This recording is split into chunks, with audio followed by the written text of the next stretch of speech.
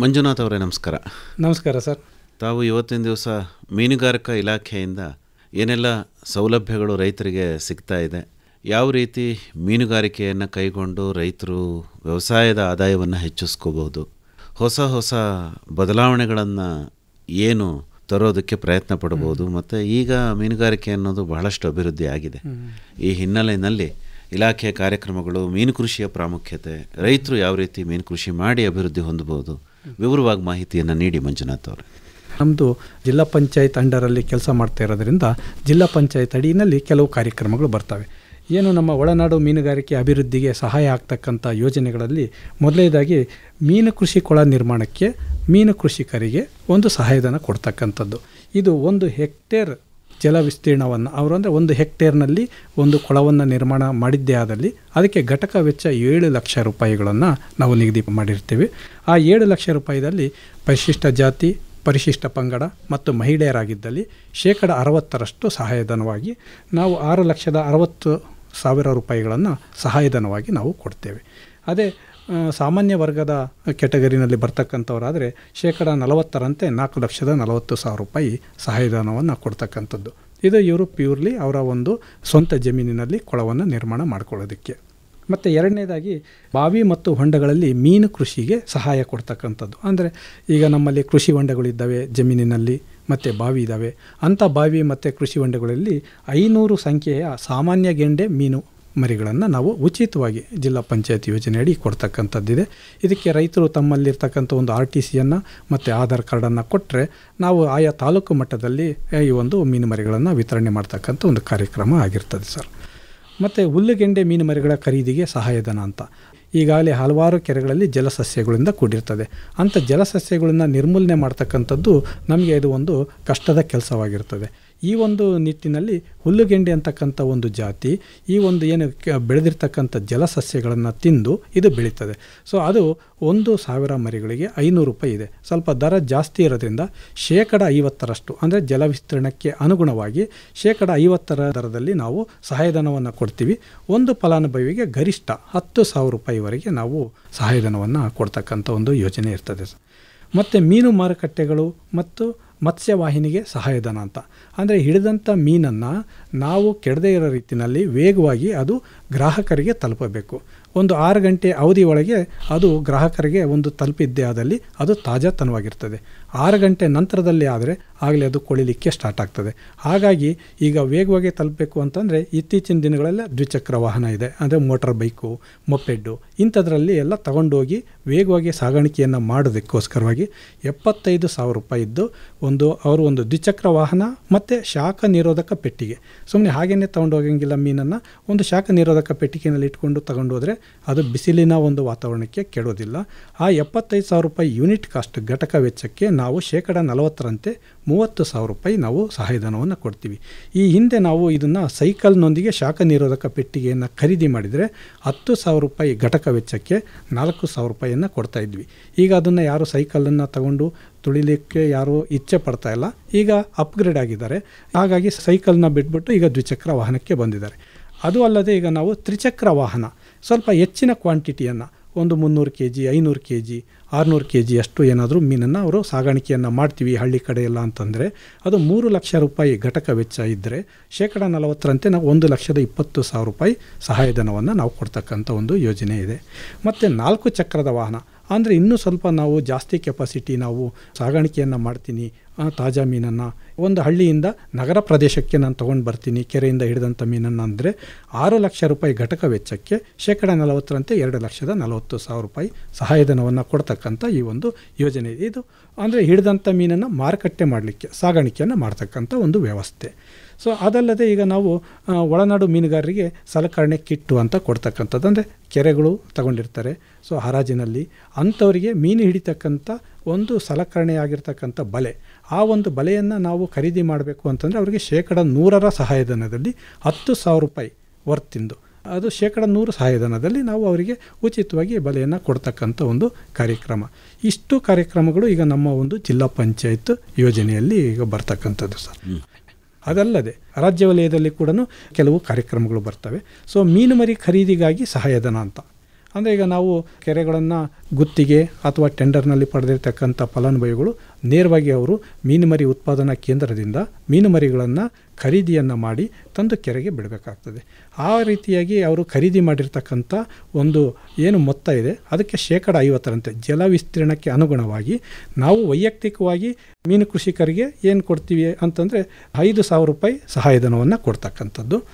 ಸಹಕಾರ ಸಂಘಗಳಾಗಿದ್ದರೆ ಮೀನುಗಾರ ಸಹಕಾರ ಸಂಘಗಳಾಗಿದ್ದಲ್ಲಿ 20,000 ರೂಪಾಯಿ ನಾವು ಸಹಾಯಧನವನ್ನು ಕೊಡ್ತಕ್ಕಂಥದ್ದು.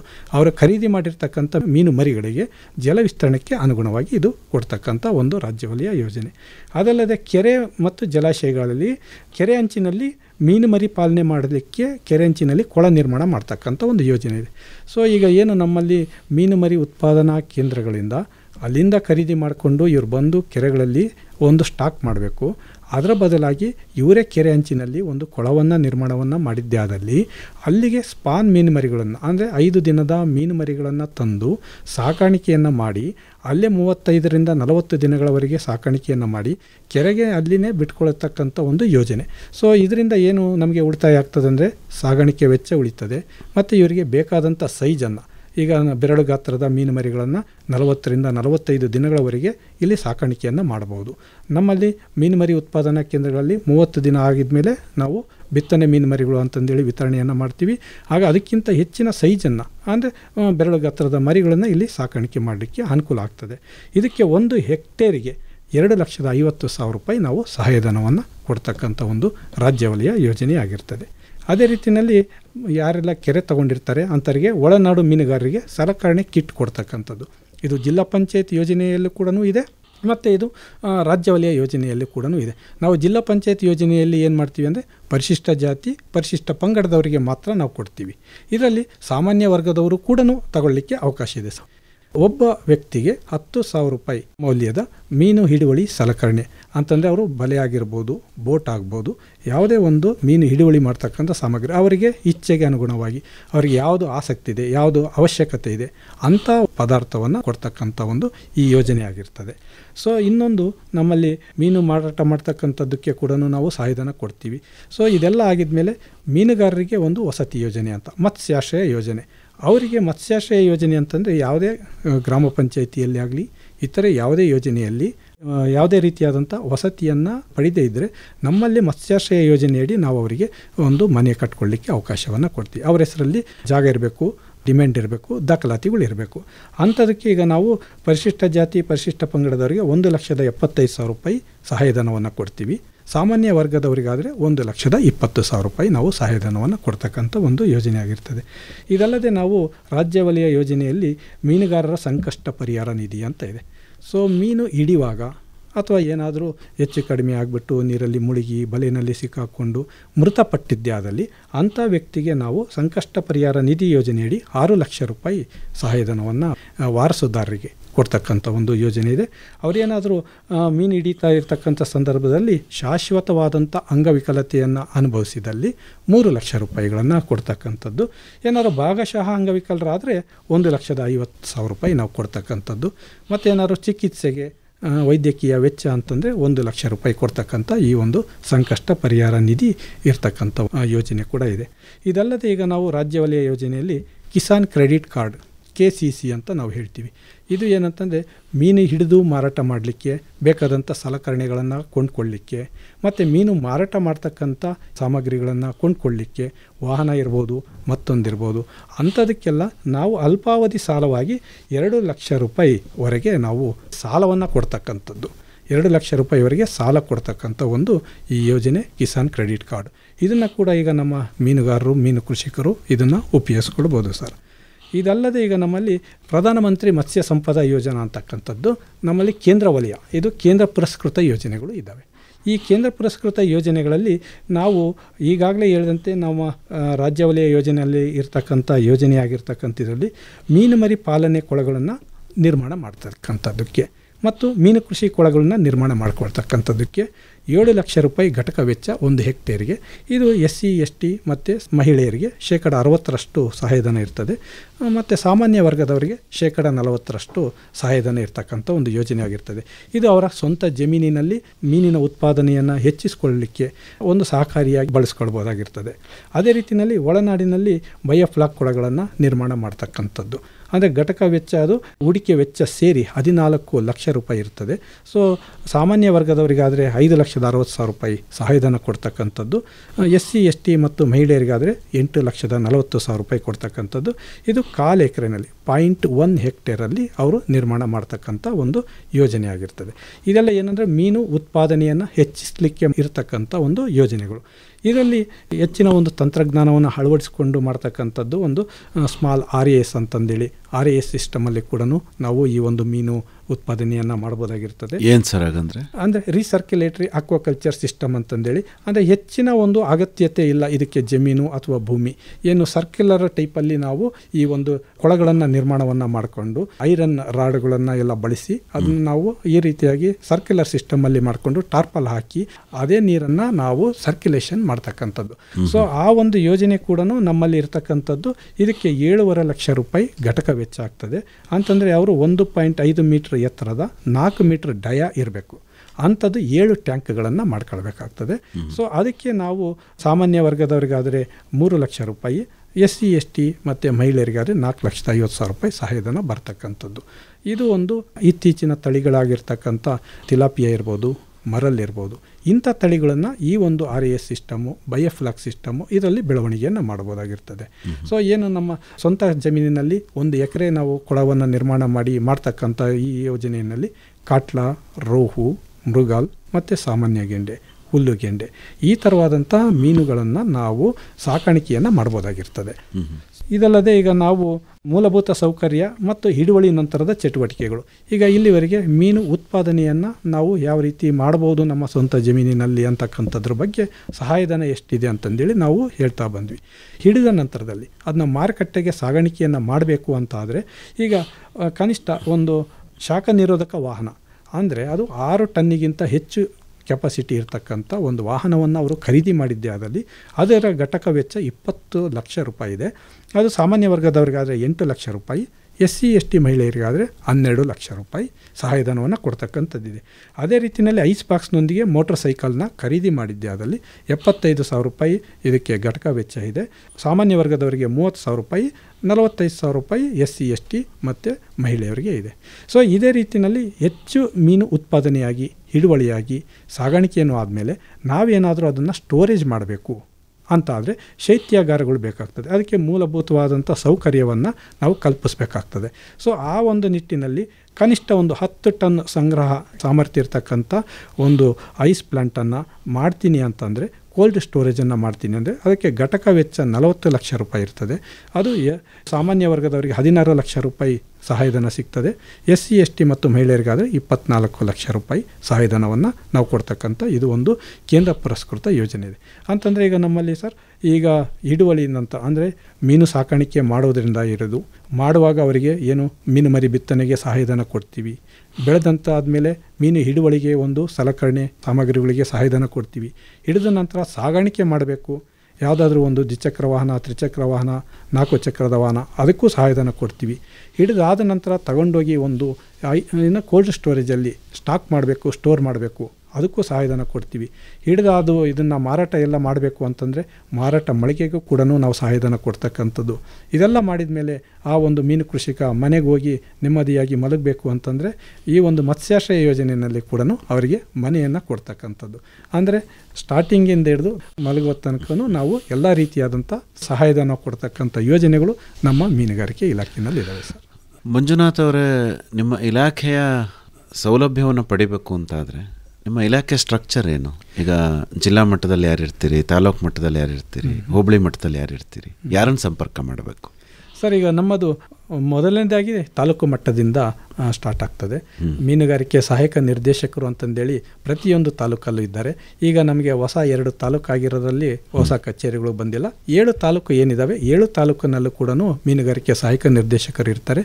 ಅದರ ನಂತರದಲ್ಲಿ ಜಿಲ್ಲಾ ಮಟ್ಟದಲ್ಲಿ ಉಪನಿರ್ದೇಶಕರು, ಮೀನುಗಾರಿಕೆ ಉಪನಿರ್ದೇಶಕರು ಇರ್ತಾರೆ. ಸೊ ಏನು ಅರ್ಜಿಗಳನ್ನು ತಾವು ಹೇಳಿದಂತೆ ಏನು ನಮ್ಮ ಮೀನು ಕೃಷಿಕರು ಸಾರ್ವಜನಿಕರು ತಮಗೆ ಬೇಕಾದಂಥ ಒಂದು ಅರ್ಜಿಯನ್ನು ತಾಲೂಕು ಮಟ್ಟದ ಮೀನುಗಾರಿಕೆ ಸಹಾಯಕ ನಿರ್ದೇಶಕರಿಗೆ ಅರ್ಜಿಯನ್ನು ಕೊಟ್ಟಾದರೆ ನಂತರದಲ್ಲಿ ಅದು ನಮ್ಮ ಮೀನುಗಾರಿಕೆ ಉಪನಿರ್ದೇಶಕರಿಗೆ ಬರ್ತದೆ. ಅದು ಮಂಜೂರಾತಿ ಆದ ನಂತರದಲ್ಲಿ ಸೊ ನೇರವಾಗಿ ಅವರಿಗೆ ಎಲ್ಲದೂ ಕೂಡ ಈಗ ನಾವು ಹಣ ವರ್ಗಾವಣೆ ಮಾಡ್ತಕ್ಕಂಥದ್ದು ಯಾವುದಿದೆ DBT ಮೂಲಕವಾಗಿ ಅವರ ಖಾತೆಗೆ ವರ್ಗಾವಣೆ ಆಗ್ತದೆ. ಈ ಒಂದು ಸಲಕರಣೆ ಈ ಥರ ಕಿಟ್ಟುಗಳು ಏನೇ ಇದ್ದರೆ ಅದು ಟೆಂಡರ್ ಆಗ್ತದೆ. ಯಾರು ಇರ್ತಾರೆ ಅವರು ನೇರವಾಗಿ ಆ ಒಂದು ತಾಲೂಕು ಕೇಂದ್ರಕ್ಕೆ ಅವರು ಅದನ್ನು ಸಾಗಾಣಿಕೆಯನ್ನು ಮಾಡಿಕೊಡ್ತಾರೆ. ಅದು ನೇರವಾಗಿ ಫಲಾನುಭವಿಗಳಿಗೆ ಜನಪ್ರತಿನಿಧಿಗಳ ಸಮಕ್ಷಮದಲ್ಲಿ ಇದನ್ನು ವಿತರಣೆ ಮಾಡ್ತಕ್ಕಂಥ ಒಂದು ಕಾರ್ಯಕ್ರಮ. ಮೀನು ಮರಿ ಉತ್ಪಾದನಾ ಕೇಂದ್ರಗಳನ್ನು ಎಲ್ಲೆಲ್ಲಿ ಇಟ್ಕೊಂಡಿದ್ದೀರಿ ತಾವು? ನಮ್ಮಲ್ಲಿ ಕಬಿನಿ ಮೀನುಮರಿ ಉತ್ಪಾದನಾ ಕೇಂದ್ರ ಅಂತ HD ಕೋಟೆನಲ್ಲಿ ಮೈಸೂರು ಜಿಲ್ಲೆನಲ್ಲಿದೆ. ನುಗು ಮೀನುಮರಿ ಉತ್ಪಾದನಾ ಕೇಂದ್ರ ಅಂತಂದೇಳಿ ಸರಗೂರು ತಾಲೂಕಿನಲ್ಲಿ ಮೈಸೂರು ಜಿಲ್ಲೆನಲ್ಲಿದೆ. ಕಬಿನಿ ಇಂಡಸ್ಟ್ರಿಯಲ್ ಎಸ್ಟೇಟು ಅದು ಒಂದು ಜಿಲ್ಲಾ ಪಂಚಾಯತ್ ವ್ಯಾಪ್ತಿಗೆ ಒಳಪಡ್ತಕ್ಕಂಥ ಒಂದು ಮೀನುಮರಿ ಉತ್ಪಾದನಾ ಕೇಂದ್ರ ಕಬಿನಿ HD ಕೋಟೆ ತಾಲೂಕು ಮೈಸೂರು ಜಿಲ್ಲೆನಲ್ಲಿದೆ. ಅದಲ್ಲದೆ ನಮಗೆ ಈಗ ತಿಲಾಪಿಯಾ ಅಂತಕ್ಕಂಥ ಒಂದು ಮೀನುಮರಿ ಉತ್ಪಾದನಾ ಕೇಂದ್ರ ನಮ್ಮಲ್ಲಿ ಕರಿಮುದ್ನಳ್ಳಿನಲ್ಲಿ ಹುಣಸೂರು ತಾಲೂಕಿನ ಕರಿಮುದ್ನಳ್ಳಿನಲ್ಲಿ ಇರ್ತದೆ. ಅದಲ್ಲದೆ ತಾಲೂಕಿನಲ್ಲಿ ನಮ್ಮ ರೈತರಿಗೆ ವಿತರಣೆ ಮಾಡಲಿಕ್ಕೆ ಒಂದು ನರ್ಸರಿ ಕೂಡ ವ್ಯವಸ್ಥೆ ಇರ್ತದೆ. ಹುಣಸೂರು, ಪಿರಿಯಾಪಟ್ಟಣ ಮತ್ತು KR ನಗರ, ಮೈಸೂರು, ನಂಜನಗೂಡು ಇಲ್ಲೆಲ್ಲ ನಾವು ಏನು ಮಾಡ್ತೀವಿ ರೈತರಿಗೆ ಬೇಕಾದಂಥ 100, 200, 500, 1000 ಈ ರೀತಿ ಸಣ್ಣ ಸಣ್ಣ ಪ್ರಮಾಣದ ರೈತರಿಗೆ ವಿತರಣೆ ಆಗಲಿ ಅಂತಂದೇಳಿ ನರ್ಸರಿಗಳನ್ನು ನಾವು ಅಲ್ಲಿ ಮಾಡಿದ್ದೀವಿ. ಈ ಮಹಾತ್ಮ ಗಾಂಧಿ ರಾಷ್ಟ್ರೀಯ ಗ್ರಾಮೀಣ ಉದ್ಯೋಗ ಖಾತ್ರಿ ಯೋಜನೆ ಅಡಿನಲ್ಲಿ ಏನಾದರೂ ಸೌಲಭ್ಯಗಳನ್ನು ನಿಮ್ಮ ಇಲಾಖೆ ಮೂಲಕ ನೀಡ್ತಾ ಇದ್ದೀರಾ? ಈಗ ಮಹಾತ್ಮ ಗಾಂಧಿ ನರೇಗಾ ಯೋಜನೆ ಅಂತಂದೇಳಿ ಈ ಒಂದು ನರೇಗಾ ಯೋಜನೆಯಡಿ ನಾವು ಗ್ರಾಮ ಪಂಚಾಯಿತಿಯಲ್ಲಿ ಆಯ್ಕೆಯಾಗಿರ್ತಕ್ಕಂಥ ಫಲಾನುಭವಿಗಳು ಅವರ ಒಂದು ಜಮೀನಿನಲ್ಲಿ ನೀರು ನಿಲ್ತಕ್ಕಂಥ ಪ್ರದೇಶ ಇದು ಸೂಕ್ತವಾಗಿದೆಯೋ ಇಲ್ವೋ ಅಂತಕ್ಕಂಥದ್ದು ನಮ್ಮ ಮೀನುಗಾರಿಕೆಯ ಸಹಾಯಕ ನಿರ್ದೇಶಕರು ಹೋಗಿ ಸ್ಥಳ ಪರಿಶೀಲನೆಯನ್ನು ಮಾಡ್ತಾರೆ. ಸ್ಥಳ ಪರಿಶೀಲನಾ ವರದಿಯನ್ನು ಕೊಟ್ಟಾದಮೇಲೆ ಅವರು ಒಂದು ಆ್ಯಕ್ಷನ್ ಪ್ಲ್ಯಾನಲ್ಲಿ ಸೇರಿಸ್ಕೊಂಡು ಒಂದು ಕುಟುಂಬದ ಸದಸ್ಯರು ಅವರೆಲ್ಲ ಸೇರಿ ಒಂದು ಕೊಳವನ್ನು ನಿರ್ಮಾಣ ಮಾಡ್ತಕ್ಕಂಥದ್ದಕ್ಕೆ ಆ ಕೂಲಿ ಏನಿದೆ ಅದು ಅವರ ಒಂದು ಬಾಪ್ತಿಗೆ ಹೋಗ್ತಕ್ಕಂಥ ಒಂದು ಯೋಜನೆ ಆಗಿರ್ತದೆ. ಸೊ ಇದು ಗ್ರಾಮ ಪಂಚಾಯತಿ ವತಿಯಿಂದ ನಿರ್ವಹಣೆಯನ್ನು ಮಾಡ್ತಕ್ಕಂಥದ್ದು. ನಾವು ಅವರಿಗೆ ತಾಂತ್ರಿಕವಾದಂಥ ಸಲಹೆಯನ್ನು ನಮ್ಮ ಇಲಾಖೆಯಿಂದ ಕೊಡ್ತಕ್ಕಂಥದ್ದು ಆಗ್ತಾಯಿದೆ ಸರ್. ಅಂದರೆ ನೋಡಿ, ಬಹಳಷ್ಟು ಯೋಜನೆಗಳಿದೆ, ಆದರೆ ರೈತರು ಇದನ್ನು ಪಡೆದುಕೋಬೇಕು. ಈ ವರ್ಷ ಒಳ್ಳೆ ಮಳೆ ಆಯಿತು, ಹಾಗಾಗಿ ಎಲ್ಲ ಕೆರೆ ಕಟ್ಟೆಗಳು ತುಂಬಿಕೊಂಡಿದ್ದಾವೆ. ರೈತರಿಗೂ ಕೂಡ ಬಹಳ ಖುಷಿ ಇದೆ. ಈಗ ಮೀನುಗಾರಿಕೆ ಅಂತಂದರೆ ಮೊದಲನೇದು ಸ್ವಾಭಾವಿಕವಾಗಿರುವಂತಹ ಕೆರೆಗಳಲ್ಲಿ ಮೀನನ್ನು ಸಾಕುವಂಥದ್ದು.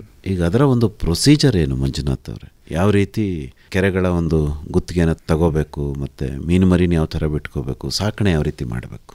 ನಮ್ಮಲ್ಲಿ ಕೆರೆಗಳನ್ನು ನಾವು ಮೊದಲನೆಯ ಒಂದು ಆದ್ಯತೆಯಾಗಿ ಮೀನುಗಾರ ಸಹಕಾರ ಸಂಘಗಳಿಗೆ ಗುತ್ತಿಗೆಯನ್ನು ನಾವು ಪ್ರಕಟಣೆಯನ್ನು ಹೊರಡಿಸ್ತೇವೆ. ಎಷ್ಟು ಸಹಕಾರ ಸಂಘಗಳಿರ್ಬೋದು? ನಮ್ಮಲ್ಲಿ ಮೈಸೂರು ಜಿಲ್ಲೆಯಲ್ಲಿ 45 ಮೀನುಗಾರ ಸಹಕಾರ ಸಂಘಗಳು ಇದ್ದಾವೆ. ನಿಮ್ಮ ಮೊದಲನೇ ಆದ್ಯತೆ ಈ ಸಂಘಗಳಿಗೆ, ಮೀನುಗಾರ ಸಹಕಾರ ಸಂಘಗಳಿಗೆ. ತಾವಾಗಲೇ ಕೇಳಿದಂತೆ ನಾವು ಪ್ರಕಟಣೆಯನ್ನು ಹೊರಡಿಸ್ತೇವೆ ಪತ್ರಿಕೆಗಳಲ್ಲಿ. ಇದು ಮೇ ತಿಂಗಳಲ್ಲಿನೇ ನಾವು ಈ ಒಂದು ಕಾರ್ಯವನ್ನು ನಾವು ಸ್ಟಾರ್ಟ್ ಮಾಡ್ತೇವೆ. ಈ ಒಂದು ಮೀನುಗಾರಿಕೆ ಫಸಲಿ ವರ್ಷ ಸ್ಟಾರ್ಟ್ ಆಗೋದು ಜುಲೈ 1ರಿಂದ ಜೂನ್ 30ರವರೆಗೆ. ಅಂತಂದರೆ ಜೂನ್ 30ಕ್ಕೆ ಮುಕ್ತಾಯಗೊಳ್ಳುವ ಮೊದಲೇ ನಾವು ಯಾರಾದರೂ ಕೆರೆಗಳು ಇಚ್ಛೆ ಇದ್ದಲ್ಲಿ ಮುಕ್ತಾಯ ಆಗಿರ್ತಕ್ಕಂಥ ಕೆರೆಗಳಿಗೆ ಅರ್ಜಿಯನ್ನು ಆಹ್ವಾನ ಮಾಡ್ತೀವಿ ಗುತ್ತಿಗೆಗೆ.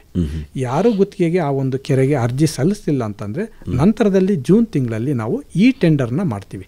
ಮೊದಲೆಲ್ಲ ಟೆಂಡರ್ ಕಮ್ ಹರಾಜು ಅಂತ ಇತ್ತು, ಈಗ ಅದು ರದ್ದಾಗಿ ಈಗ ಅದರಲ್ಲೂ ಕೂಡ ಪರಿಶಿಷ್ಟ ಜಾತಿ ಮತ್ತು ಪರಿಶಿಷ್ಟ ಪಂಗಡದವರಿಗೆ ಮೀಸಲಾತಿಯನ್ನು ನಮ್ಮ ಮುಖ್ಯ ಕಾರ್ಯನಿರ್ವಾಹಕ ಅಧಿಕಾರಿಗಳಿಂದ ನಾವು ಅನುಮೋದನೆಯನ್ನು ಪಡೆದು ಉಳಿದಂಥವನ್ನ ಸಾಮಾನ್ಯ ವರ್ಗಕ್ಕೆ ಈ ರೀತಿಯಾಗಿ ಮೀಸಲಾತಿಯನ್ನು ಮಾಡಿ ಈ ಟೆಂಡರ್ ಮೂಲಕ ನಾವು ಈ ಒಂದು ಜೂನ್ ತಿಂಗಳ ನಂತರದಲ್ಲಿ ನಾವು ಹರಾಜನ್ನು ಮಾಡ್ತಕ್ಕಂಥದ್ದು. ಕೆರೆಗಳನ್ನು ತಾವು ವರ್ಗೀಕರಣ ಮಾಡ್ತಿರಲ್ಲ, ಸಣ್ಣ ಕೆರೆ, ಮಧ್ಯಮದ ಕೆರೆ, ದೊಡ್ಡ ಕೆರೆ ಅಂತ ಹೇಳಿ. ಮುಂಚೆ ಬೇರೆ ಬೇರೆಯವರು ಅದಕ್ಕೆ ಹರಾಜು ಮಾಡ್ತಾ ಇದ್ರು, ಈಗ ಸಂಪೂರ್ಣವಾಗಿ ಇಲಾಖೆನೇ ಮಾಡ್ತಾ ಇದೆಯಾ? ಇಲ್ಲ, ತಾವು ಕೇಳಿದಂತೆ ಉತ್ತಮವಾಗಿದೆ. ಈ ಹಿಂದೆ ಮೀನು ಕೃಷಿಕರ ಅಭಿವೃದ್ಧಿ ಸಂಸ್ಥೆ ಅಂತಂದೇಳಿ ಇತ್ತು. ಏನು 10 ಹೆಕ್ಟೇರ್ ಜಲ ವಿಸ್ತೀರ್ಣಕ್ಕಿಂತ ಕಡಿಮೆ ಇರತಕ್ಕಂಥ ಕೆರೆಗಳನ್ನೆಲ್ಲ ನಾವು ಮೀನು ಕೃಷಿಕರ ಅಭಿವೃದ್ಧಿ ಸಂಸ್ಥೆ ವತಿಯಿಂದ ಯಾರು ನಿರುದ್ಯೋಗ ಯುವಕ ಅಥವಾ ಯುವತಿಯರನ್ನ ನಾವು ತರಬೇತಿಯನ್ನ ನೀಡಿ ಅವರಿಗೆ ಗುತ್ತಿಗೆ ನೀಡ್ತಾ ಇದ್ವಿ. ಸೊ ಈಗ ಮೀನು ಕೃಷಿಕರ ಅಭಿವೃದ್ಧಿ ಸಂಸ್ಥೆ ಇಲ್ಲ ಈಗ. ಸೊ ಎಲ್ಲ ಗ್ರಾಮ ಪಂಚಾಯಿತಿಗೆ ನಾವು ಹ್ಯಾಂಡ್ ಓವರ್ ಮಾಡಿದ್ದೀವಿ. ಈ ಒಂದು ಸಣ್ಣ ಕೆರೆಗಳೆಲ್ಲ ಗ್ರಾಮ ಪಂಚಾಯತಿಗೆ ಹಸ್ತಾಂತರ ಮಾಡಿದ್ದೀವಿ. ದೊಡ್ಡ ಕೆರೆಗಳು ಮಾತ್ರ ನಮ್ಮ ಇಲಾಖಾ ವ್ಯಾಪ್ತಿಯಲ್ಲಿ ಇರ್ತದೆ ಸರ್. ಸರ್. ಈಗ ಗ್ರಾಮ ಪಂಚಾಯತಿಯಿಂದ ಕೆರೆ ಪಡ್ಕೋಬೇಕು ಅಂದರೆ ಏನು ಪ್ರೊಸೀಜರು? ಅವರು ಅಲ್ಲಿ ಆಕ್ಷನ್ ಮಾಡ್ತಾರೆ, ಓಪನ್ ಹರಾಜು ಕೂಡ ಮಾಡ್ತಾರೆ, ಇಲ್ಲ ಟೆಂಡರ್ ಮಾಡ್ತಾರೆ. ಈ ರೀತಿಯಾಗಿ ಅವರು ಯಾರಾದರೂ ಕೂಡ ಅಲ್ಲಿ ತಗೊಳ್ಬೋದು. ತಗೊಂಡಿರ್ತಕ್ಕಂಥವ್ರಿಗೆ ನಾವು ಏನು ತಾಂತ್ರಿಕ ಸಲಹೆಯನ್ನು ನಾವು ಕೊಡ್ತೀವಿ. ಮೀನು ಮರಿಗಳನ್ನು ಈಗ ನಮ್ಮ ಮೀನು ಮರಿ ಉತ್ಪಾದನಾ ಕೇಂದ್ರದಿಂದ ಅವ್ರು ಪಡ್ಕೊಳ್ಬೇಕಾಗ್ತದೆ. ಈಗ ಯಾವುದೋ ಒಂದು ಸಹಕಾರ ಸಂಘ ಪಡ್ಕೊಂತು ಅಂತಂದರೆ ಸಂಘಕ್ಕೆ ಏನೇನು ಸೌಲಭ್ಯಗಳಿದೆ ನಿಮ್ಮ ಇಲಾಖೆಯಿಂದ? ಮೀನುಗಾರ ಸಹಕಾರ ಸಂಘಕ್ಕೆ ಈ ಒಂದು ಕೆರೆಯನ್ನು ಪಡ್ಕೊಂಡಾಗ ನಾವು ಒಂದು ಶುಲ್ಕವನ್ನು ನಿಗದಿ ಮಾಡ್ತೀವಿ. 1 ಹೆಕ್ಟೇರಿಗೆ ಕೇವಲ 500 ರೂಪಾಯಿ ಅಂತೆ. ಅವರಿಗೆ ಆ ಒಂದು ಜಲವಿಸ್ತರಣೆಗೆ ಅನುಗುಣವಾಗಿ ಒಂದು ಗುತ್ತಿಗೆ ಮೊತ್ತವನ್ನು ನಾವು ನಿಗದಿಯನ್ನು ಮಾಡ್ತೀವಿ.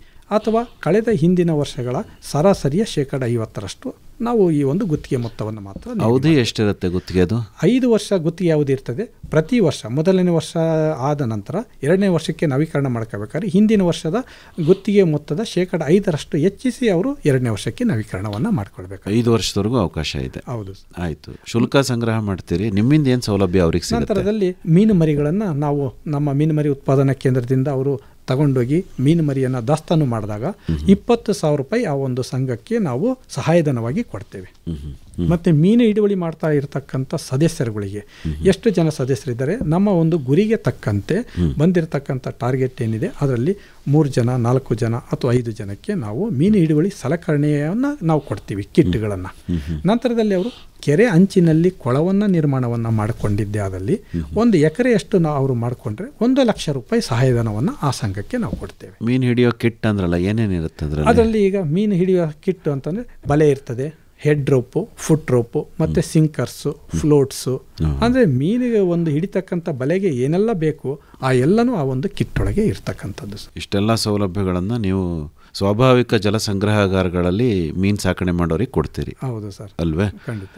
ಈಗ ಜಲಾಶಯಗಳಲ್ಲೂ ಕೂಡ ಮೀನು ಸಾಕಾಣಿಕೆ ಇದೆ ಅಲ್ವಾ? ಹೌದು. ಈಗ ನಮ್ಮಲ್ಲಿರುವಂತಹ ನುಗು, ಕಬ್ನಿ, ಇಲ್ಲೂ ಏನಾದರೂ ಮೀನು ಪಾಶುವಾರ ಹಕ್ಕನ್ನು ಕೊಟ್ಟಿದ್ದೀರಾ ತಾವು ಅಥವಾ ಮಾಡ್ತಾ ಇದ್ದಾರೆ ಹೇಗೆ? ಈಗ ಕಬಿನಿ ಜಲಾಶಯ ಗಿರಿಜನ ಮೀನುಗಾರ ಸಹಕಾರ ಸಂಘ ಅಂತಂದೇಳಿ ಅಲ್ಲಿ ಕೂಡ ಮೊದಲನೇ ಆದ್ಯತೆಯಾಗಿ ಸಂಘಕ್ಕೆ ನಾವು ಕೊಟ್ಟಿದ್ದೀವಿ.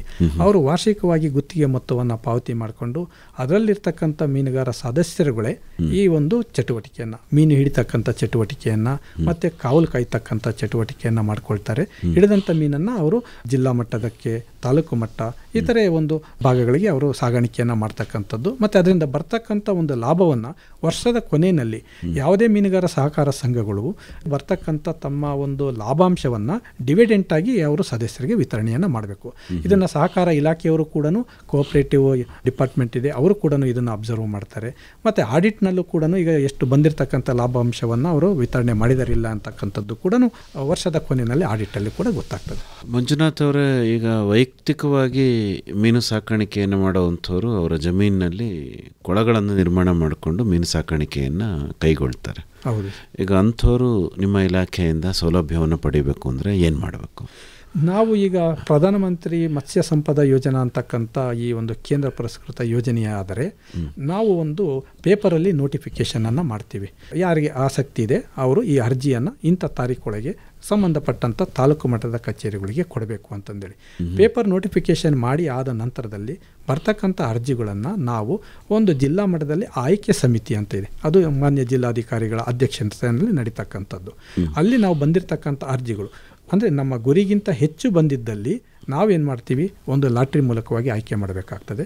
ಬಟ್ ಇಲ್ಲಿವರೆಗೆ ಮೈಸೂರು ಜಿಲ್ಲೆಯಲ್ಲಿ ನಮಗೇನು ಗುರಿ ಇದೆ, ಗುರಿಗಿಂತ ಕಡಿಮೆಯಾಗಿ ನಮಗೆ ಅಂದರೆ ಅರ್ಜಿಗಳು ಬರ್ತಾ ಇರೋದ್ರಿಂದ ಹಾಕಿರ್ತಕ್ಕಂಥ ಎಲ್ರಿಗೂ ಕೂಡ ಈಗ ಏನು ಮೀನು ಕೃಷಿ ಕೊಳ ನಿರ್ಮಾಣ ಮಾಡ್ತೀವಿ ಅಂದರೆ ಎಲ್ರಿಗೂ ಕೂಡ ನಾವು ಈ ಒಂದು ಯೋಜನೆಯಡಿ ನಾವು ಅವರಿಗೆ ಕಾರ್ಯಾದೇಶವನ್ನು ನಾವು ಕೊಡ್ತಕ್ಕಂಥ ಕೆಲಸ. ಎಷ್ಟು ಎಕರೆ ವಿಸ್ತೀರ್ಣದಲ್ಲಿ ಕೊಳ ಮಾಡಲಿಕ್ಕೆ ಅವಕಾಶ ಇರುತ್ತೆ? ಈ ಮೊದಲು 1 ಎಕರೆ ಅಂತ ಇತ್ತು, ಈಗ ಕನಿಷ್ಠ ಅರ್ಧ ಎಕರೆಯಿಂದ ಅವರು ಪ್ರಾರಂಭ ಮಾಡ್ಬೋದು. ಗರಿಷ್ಠ 2.5 ಹೆಕ್ಟೇರ್ವರೆಗೆ ಮಾಡ್ಬೋದು. ಓಹೋ, ಅಷ್ಟು ದೊಡ್ಡದಾಗೂ ಮಾಡ್ಬೋದು. 5 ಎಕರೆವರೆಗೆ ಕೂಡ ಮಾಡ್ಬೋದು. ಏನು ಸೌಲಭ್ಯ ಸಿಗುತ್ತೆ ಕೊಳ ನಿರ್ಮಾಣಕ್ಕೆ? ಕೊಳ ನಿರ್ಮಾಣ ಮಾಡೋದಾದರೆ 1 ಹೆಕ್ಟೇರ್ ಪ್ರದೇಶದಲ್ಲಿ ಅವರು ನಿರ್ಮಾಣ ಮಾಡ್ತೀನಿ ಅಂದರೆ ಘಟಕ ವೆಚ್ಚ 7 ಲಕ್ಷ ಇರ್ತದೆ. ಸೊ ಆ ಘಟಕ ವೆಚ್ಚಕ್ಕೆ ಈಗ ನಾವು 40% ಸಾಮಾನ್ಯ ವರ್ಗದವರಿಗೆ, 60% ನಾವು SC ST ಮತ್ತು ಸಾಮಾನ್ಯ ವರ್ಗದವರಿಗೆ ಅಂತ ನಾವು ಮಾಡ್ತೀವಿ. 1 ಹೆಕ್ಟೇರ್ ಮಾಡ್ತೀನಿ ಅಂತಂದರೆ 4,40,000 ಸಾಮಾನ್ಯ ವರ್ಗದವ್ರಿಗೆ ಸಿಗ್ತದೆ. ಅರ್ಧ ಎಕರೆ ಮಾಡ್ತೀನಿ ಅಂದರೆ 88,000 ರೂಪಾಯಿ ಸಿಗ್ತದೆ. ಇದರಲ್ಲಿ ಹೂಡಿಕೆ ವೆಚ್ಚ ಕೂಡ ಬರ್ತದೆ. ಆ ಹೂಡಿಕೆ ವೆಚ್ಚ ಸೇರಿ 88,000 ಅವರಿಗೆ ಅರ್ಧ ಎಕರೆ ಮಾಡಿದರೆ ಸಹಾಯಧನ ಸಿಗ್ತಕ್ಕ. ಅಂದರೆ ನೀವು ಹೇಳ್ದಂಗೆ ಅವ್ರು ಕೊಳ ನಿರ್ಮಾಣ ಮಾಡಬೇಕಲ್ವೇ? ಇಲ್ಲ, ಆ ಥರ ಏನಿಲ್ಲ. ಈಗ ಭಾಳಷ್ಟು ಜನರಲ್ಲಿ ಸರ್ ಈಗ ಒಂದು ಇದಿದೆ, ಕೊಳನ ಯಾವ ರೀತಿ ಮಾಡಬೇಕು ಏನು ಅಂತ. ಅವರಿಗೆ ಇರ್ತಕ್ಕಂಥ ಜಮೀನಿನ ಒಂದು ವಿಸ್ತೀರ್ಣಕ್ಕೆ ಅನುಗುಣವಾಗಿ ಮತ್ತು ಅದಿರ್ತಕ್ಕಂಥ ಶೇಪಿಗೆ ಅನುಗುಣವಾಗಿ ಅವರು ನಿರ್ಮಾಣವನ್ನು ಮಾಡ್ಬೋದು. ಆದರೆ ಆಯತಾಕಾರವಾಗಿ ಅಥವಾ ಆ ರೀತಿಯಾಗಿ ನಾವು ಒಂದು ಕೊಳವನ್ನು ನಿರ್ಮಾಣ ಮಾಡಿದ್ದೆ ಅದರಲ್ಲಿ ಮೀನನ್ನು ಹಿಡುವಳಿ ಮಾಡ್ತಕ್ಕಂಥ ಒಂದು ಸಂದರ್ಭದಲ್ಲಿ ಅನುಕೂಲ ಆಗ್ತದೆ. ಈಗ ಸರ್ಕ್ಯುಲರ್ ಟೈಪಲ್ಲೂ ಮಾಡ್ಬೋದು, ಆದರೆ ಮೀನುಗಳು ಹಿಡಿಯುವಾಗ ಅದು ಸಮಸ್ಯೆ ಆಗ್ತದೆ, ಕಷ್ಟ ಆಗುತ್ತೆ. ಆ ರೀತಿಯಾಗಿ ಅವರು ಒಂದು ಆಯತಾಕಾರವಾಗಿ ಆ ರೀತಿಯಾಗಿ ಒಂದು ಕೊಳವನ್ನು ನಿರ್ಮಾಣ ಮಾಡಿದ್ದೇ ಆದಲ್ಲಿ ಉತ್ತಮವಾದಂಥ ಒಂದು ರಿಸಲ್ಟ್ ಬರ್ತದೆ. ಓಕೆ, ಈಗ ಮೀನು ಸಾಕಣೆ ಮಾಡಬೇಕು ಅಂದರೆ ತರಬೇತಿ ಬೇಕು ಅಲ್ವೇ? ಅದಕ್ಕೇನು ವ್ಯವಸ್ಥೆ? ನಮ್ಮ ಮೈಸೂರು ಜಿಲ್ಲೆಯಲ್ಲಿ ಕಬಿನಿ ಮೀನುಗಾರಿಕೆ ತರಬೇತಿ ಕೇಂದ್ರ ಇದೆ, ಕಬಿನಿಯಲ್ಲಿದೆ. ಈ ಹಿಂದೆ ಕರಿಮುದ್ನಳ್ಳಿನಲ್ಲಿ ಇತ್ತು, ಅದನ್ನು ಈಗ ತಿಲಾಪಿಯಾ ಅಂತಂದೇಳಿ ಮೀನು ಉತ್ಪಾದನಾ ಕೇಂದ್ರವನ್ನಾಗಿ ಪರಿವರ್ತನೆಯನ್ನು ಮಾಡಿದೆ. ಅದಲ್ಲದೆ ನಮಗೆ ಮಂಡ್ಯ ಜಿಲ್ಲೆಯಲ್ಲಿ ಇಲ್ಲಿ KRS ಅದು ನಮ್ಮ ಮೈಸೂರಿಗೆ ಹತ್ತಿರನೇ ಇದೆ. ಈ ಒಂದು ಮಂಡ್ಯ ಜಿಲ್ಲೆ ಆದರೂ ಕೂಡ ಅಲ್ಲಿ ಕೂಡ ಒಂದು ತರಬೇತಿ ಕೇಂದ್ರ ಇದೆ.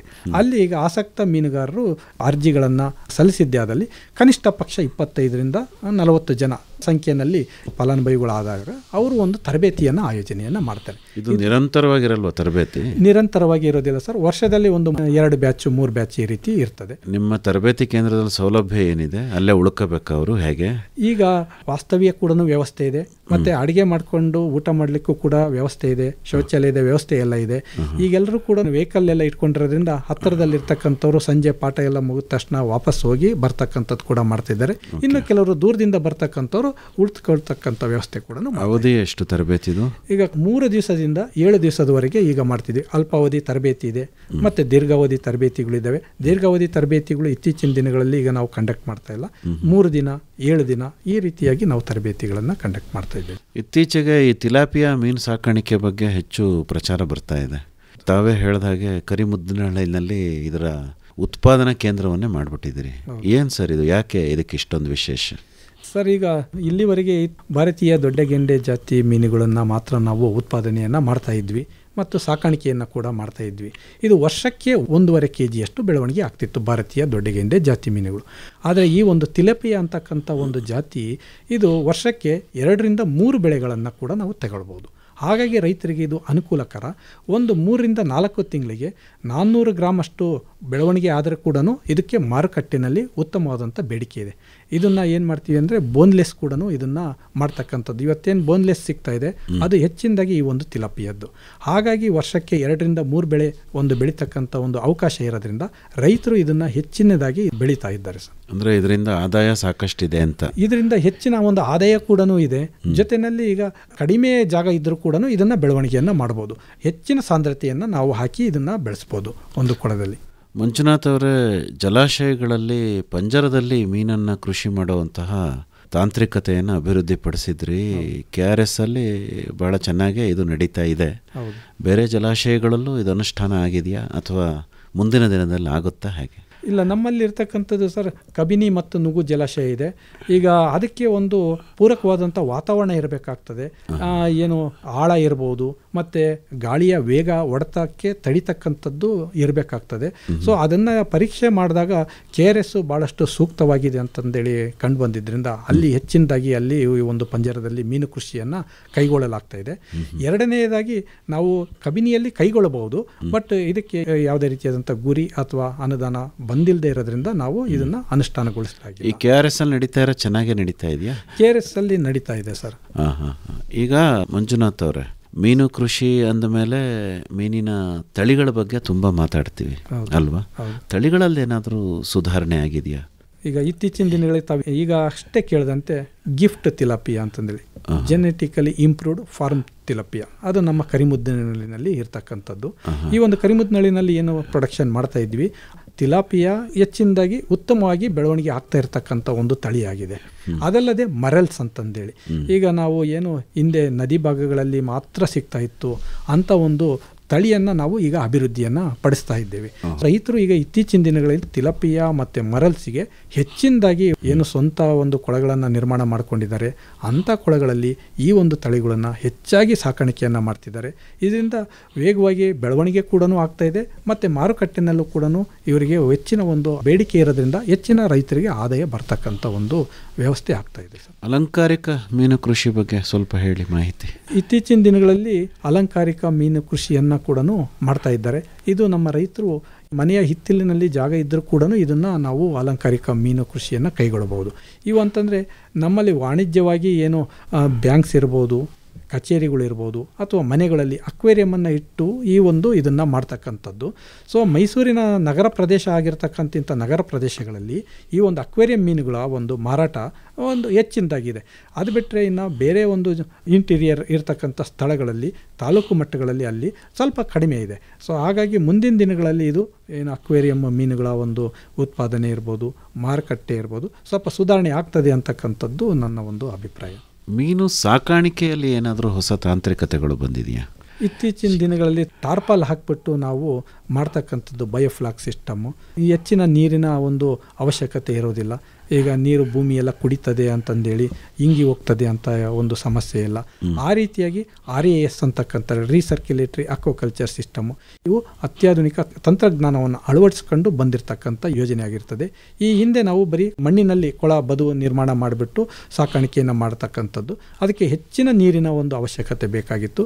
ಈಗ ಬರ್ತಾ ಇರತಕ್ಕಂಥ ತಂತ್ರಜ್ಞಾನಗಳಲ್ಲಿ ನೀರಿನ ಬಳಕೆಯನ್ನು ಕಡಿಮೆ ಮಾಡಿಕೊಂಡು ಮಾಡ್ತಕ್ಕಂಥ ತಂತ್ರಜ್ಞಾನ ಬಂದಿದೆ ಸರ್. ಅಂದರೆ ಈಗ ಆಹಾರ ಪೂರೈಕೆ ಆಗ್ಬೋದು, ಮೀನಿಗೆ ಬರುವಂಥ ರೋಗಗಳ ನಿರ್ವಹಣೆ ಆಗ್ಬೋದು, ಮತ್ತು ತುಂಬ ಸುಧಾರಿತವಾದ ರೀತಿಯಲ್ಲಿ ತುಂಬ ಕಡಿಮೆ ಸಮಯದಲ್ಲಿ ಹೆಚ್ಚು ಉತ್ಪಾದನೆ ಮಾಡುವಂತಹ ತಾಂತ್ರಿಕತೆಗಳು. ಹೌದು ಸರ್. ಈಗ ಆಹಾರವನ್ನು ನಾವು ಹಿಂದೆ ಕಡಲೆಕಾಯಿ ಹಿಂಡಿ, ಅಕ್ಕಿ ಪಾಲಿಶ್ ತೌಡನ್ನು ಎರಡನ್ನು ಮಾತ್ರ ನಾವು ಬಳಸ್ತಾ ಇದ್ವಿ. ಆದರೆ ಈಗ ತೇಲುವ ಆಹಾರ ಅಂದರೆ ಪೆಲೆಟೆಡ್ ಫೀಡನ್ನು ಅದು ಕೂಡ ನಾವು ಏನು ಪ್ರೋಟೀನ್ ಎಷ್ಟಿರಬೇಕು 30%, 30%, 29, 32 ಈ ರೀತಿಯಾಗಿ ನಾವು ಇರ್ತಕ್ಕಂಥ ಪ್ರೋಟೀನ್ ಇರ್ತಕ್ಕಂಥ ಆಹಾರವನ್ನು ಇವುಗಳಿಗೆ ಕೊಡ್ತಕ್ಕಂಥ ಇದು ಕೂಡ ಮಾರುಕಟ್ಟೆನಲ್ಲಿ ನಾವು ಇಂಪ್ರೂವ್ಮೆಂಟ್ ಆಗಿದ್ವಿ ಸರ್. ಅಂದರೆ ಮೀನು ಕೃಷಿಯಲ್ಲಿ ತಂತ್ರಜ್ಞಾನ ಬಹಳಷ್ಟು ಅಭಿವೃದ್ಧಿ ಆಗಿದೆ.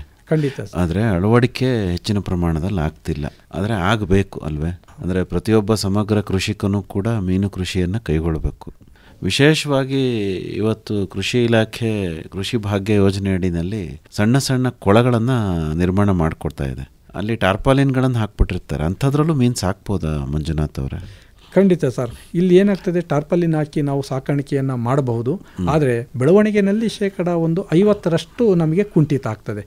ಅಂದರೆ ಮಣ್ಣಿನಲ್ಲಿ ಬೆಳವಣಿಗೆ ಆಗ್ತಕ್ಕಂಥ ಮೀನಿಗೂ ಈ ಟಾರ್ಪಾಲಿನ್ ಹಾಕಿ ಬೆಳೀತಕ್ಕಂಥ ಮೀನಿಗೆ ಅಂದರೆ 1 ವರ್ಷಕ್ಕೆ 1 kg ಬೆಳವಣಿಗೆ ಆಗ್ತಕ್ಕಂಥ ಸಾಮಾನ್ಯ ಕೊಳದಲ್ಲಿ ಈ ಟಾರ್ಪಾಲಿನ್ ಹಾಕಿರ್ತಕ್ಕಂಥ ಕೊಳದಲ್ಲಿ 1 ವರ್ಷಕ್ಕೆ 500 ಗ್ರಾಮ್ 600 ಗ್ರಾಮ್ ಈ ರೀತಿಯಾಗಿ ಬೆಳವಣಿಗೆಯನ್ನು ಕಾಣ್ತಕ್ಕಂಥದ್ದಿದೆ.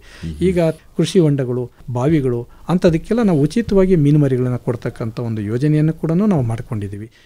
ಆಸಕ್ತ ರೈತರು ನಮ್ಮ ತಾಲೂಕು ಮಟ್ಟದ ಕಚೇರಿಗಳನ್ನು ಸಂಪರ್ಕಿಸಿದರೆ ಖಂಡಿತವಾಗಿಯೂ ನಾವು ಅವರಿಗೆ ಉತ್ತೇಜನವನ್ನು ಮಾಡ್ತಕ್ಕಂಥ ಮತ್ತು ತಾಂತ್ರಿಕ ಸಲಹೆಯನ್ನು ಕೊಡ್ತಕ್ಕಂಥದ್ದಕ್ಕೆ ನಾವು ಸದಾ ಸಿದ್ಧರಾಗಿದ್ದೇವೆ ಸರ್. ಕಲ್ಪನೆಗಳೇನು, ಮುಂದೆ ಯಾವ ರೀತಿ ಮೀನು ಕೃಷಿ ಬೆಳಿಬೋದು ಅಂತೀರಿ ಮಂಜುನಾಥ್ ಅವರೇ? ಈಗಿನ ಮಾರುಕಟ್ಟೆ ತಂತ್ರಜ್ಞಾನದಲ್ಲಿ ಇತ್ತೀಚಿನ ಆವಿಷ್ಕಾರಗೊಂಡಿರ್ತಕ್ಕಂಥ ಇಂಪ್ರೂವ್ಮೆಂಟ್ ಆಗಿರ್ತಕ್ಕಂಥ ತಳಿಗಳು ಉತ್ತಮವಾಗಿ ಬರ್ತಕ್ಕಂಥ ಇದಿದೆ. ಮತ್ತು ಆಮೇಲೆ ಆಹಾರ ಪದ್ಧತಿನಲ್ಲಿ ಈಗ ನಾವು ಸುಧಾರಣೆಯನ್ನು ಕಂಡಿದ್ದೇವೆ. ಈಗ ಮೀನು ಮಾರುಕಟ್ಟೆಯಲ್ಲಿ ಈಗ ಹೆಚ್ಚಿನದಾಗಿ ತಾಜಾ ಮೀನುಗಳನ್ನು ನಾವು ತಂದು ಮಾರಾಟ ಮಾಡ್ತಕ್ಕಂಥ ವ್ಯವಸ್ಥೆ ಕೂಡ ಆಗ್ತಾಯಿದೆ. ಉತ್ಪಾದನೆಯಲ್ಲೂ ಕೂಡ ಈಗ ಹಿಂದೆಂದಿಗಿಂತಲೂ ಇತ್ತೀಚಿನ ದಿನಗಳಲ್ಲಿ ವರ್ಷದಿಂದ ವರ್ಷಕ್ಕೆ ಅದು ಬೆಳವಣಿಗೆ ಆಗ್ತಾ ಇದೆ. ಹೆಚ್ಚಿನ ಸಂಖ್ಯೆಯಲ್ಲಿ ನಾವು ಮೀನು ಉತ್ಪಾದನೆಯನ್ನು ಮಾಡ್ತಕ್ಕಂಥ ಗುರಿಯನ್ನು ಕೂಡ ನಾವು ಇಟ್ಕೊಂಡಿದ್ದೇವೆ. ಹೆಚ್ಚಿನ ಮಾಹಿತಿಗೆ ತಮ್ಮನ್ನೇ ನೇರವಾಗಿ ಸಂಪರ್ಕ ಮಾಡಬೇಕು ಅಂತಾದರೆ ಮಂಜುನಾಥ್ ಅವರೇ ಸಂಪರ್ಕ ಮಾಡಲಿಕ್ಕೆ ತಮ್ಮ ಮೊಬೈಲ್ ಸಂಖ್ಯೆನ ಕನ್ನಡದಲ್ಲಿ ಹೇಳ್ಬೋದಾ? ನನ್ನ ಮೊಬೈಲ್ ಸಂಖ್ಯೆ 9448454662. ಇನ್ನೊಮ್ಮೆ ಹೇಳ್ತೀರಾ? 9448454662. ಇನ್ನೂ ಒಂದು ಸರಿ ಹೇಳ್ಬಿಡಿ ಮಂಜುನಾಥ್ ಅವರೇ. 9448454662.